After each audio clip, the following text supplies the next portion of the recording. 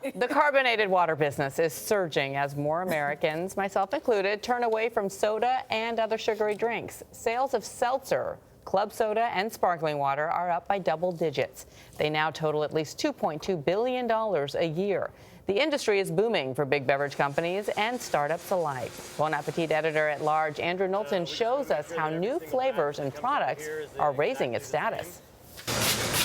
Cases of Rambler sparkling water began rolling out of a canning plant in Austin, Texas last April. It was the brainchild of three men, including James Moody and Dave Mead, who knew nothing about the beverage business. I got into the business because I was actually hooked on soda. You mean cola? Like you were a soda junkie? I was a diet soda junkie.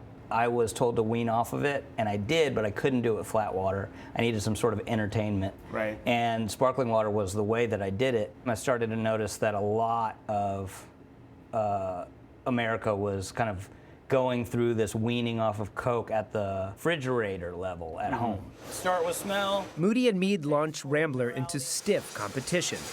Texas is Topo Chico country, a brand so beloved it was noticed by a company called Coca-Cola. Topo Chico is a phenomenon.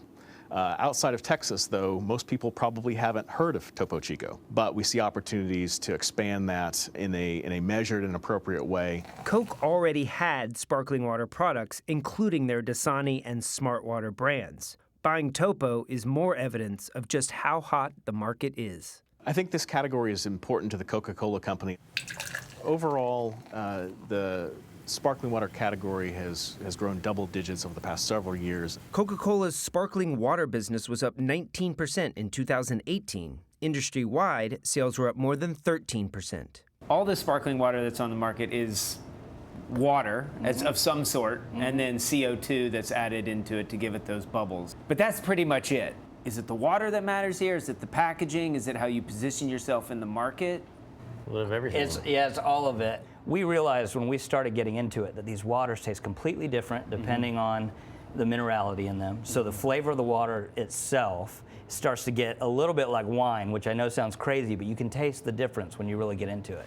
But can people really tell the difference from one seltzer to another? Do you like the bubbles in that? Is that intense? Yeah? It is. Yeah? In a very unscientific taste test we conducted at the University of Texas, Definitely less bubbly. we asked people to sample 4 different brands of unflavored sparkling water. I like this one. And they were able to pick out a favorite from among them. I would say this is my favorite. Number 3, you like 3 the I like best. number 3. So sparkling waters vary in their intensity, their carbonation, and their bubble size. And added into that is the ever-expanding world of flavored waters. You've seen these all over grocery stores. Pepsi just recently launched Bubbly, joining behemoths like LaCroix. And if you like your sparkling water with a little bit of booze, there's those too. Is there room for all of these sparkling waters on the market? My short answer is yes right now, no in the long term, there will be a consolidation. Has Pepsi or Coke or any big companies come and snooped around Rambler and asked you questions? They haven't called me. Have they called you? I'll check my phone after this, but I don't think they know we exist. No. Andrew Knowlton's joining us now at the table. Here I thought I was ahead of the trend. Looks like everyone is now drinking bubbled water.